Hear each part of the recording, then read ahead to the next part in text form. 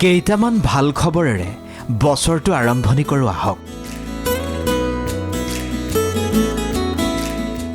নৱবৰ্ষৰ পহিলা দিনটোতে হাতে হাতে কিতাপ লৈ ৰ'দ কাচলিত বহি কিতাপ পঢ়াৰ আনন্দ লৈছে এইসকল কণ ছাত্ৰ ছাত্ৰীয়ে। নৱবৰ্ষৰ পহিলা দিনটোত কলিয়াবৰৰ মহকুমা পুথিভঁৰালৰ এক ব্যতিক্ৰমী পদক্ষেপ। পুথিভঁৰাললৈ গৈ কিতাপ পঢ়োৱা হওক। এই অনুষ্ঠানেৰে নতুন প্ৰজন্মক গ্ৰন্থ অধ্যয়নৰ প্ৰতি আগ্ৰহী কৰি তোলাৰ প্ৰয়াস কৰিলে পুথিভঁৰাল কৰ্তৃপক্ষই, য'ত এনেকৈয়ে কিতাপ পঢ়া দেখা গ'ল কণ শিক্ষাৰ্থীয়ে। বছৰৰ প্ৰথম দিনটিত অন্ততঃ পুথিভঁৰালত গ্ৰন্থ এখন যদি পঢ়ে তেতিয়াহ'লে গোটেই বছৰটোলৈ তেওঁলোকৰ এটা মনলৈ আগ্ৰহ আহিব যে আমি কিতাপ পঢ়িব লাগে।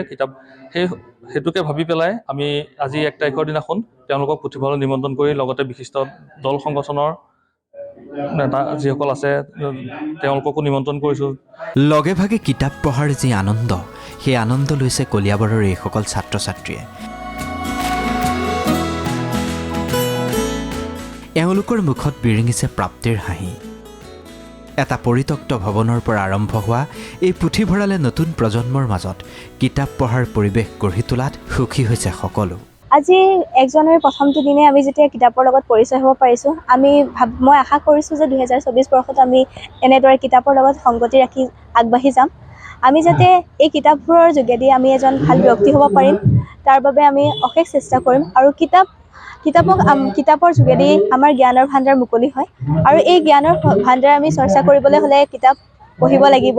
এইবাৰ ক'বলৈ ওলাইছোঁ ডিব্ৰুগড়ৰ অজয় গগৈৰ কাহিনী। নৱবৰ্ষৰ পহিলা দিনটোতেই মানৱদৰদী পৰিচয় দাঙি ধৰিছে অজয় গগৈ নামৰ সমাজকৰ্মীজনে। অজয় গগৈয়ে মুঠ 22 বিধ সা সামগ্ৰী প্ৰদান কৰিছে আৰ্তজনক।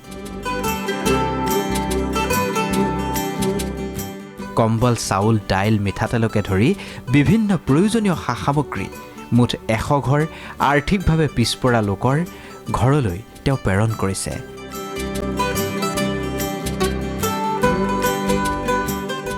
অৰ্থাৎ 5 লক্ষাধিক টকাৰ সামগ্ৰী এনেদৰেই তেওঁ বিতৰণ কৰিছে দৰিদ্ৰজনৰ মাজত। যি দৰিদ্ৰ সীমাৰ লোক, একেবাৰে বৃদ্ধসকল, আমাৰ আইতা ককাসকলক মই অকণমান সাহাৰ্য আগবঢ়াবলৈ ওলাই আহিছোঁ। যিমান পাৰোঁ আমাৰ সমগ্ৰ ৰমৰীয়া, আমাৰ চাবুৱা, আমাৰ মদাৰখাট, আমাৰ লাহোৱাল অঞ্চলৰ ৰাইজক আমি কিছু এমুঠি সাহাৰ্য আগবাঢ়িবলৈ আমি ওলাই আহি মোৰ খুব ভাল লাগিছে।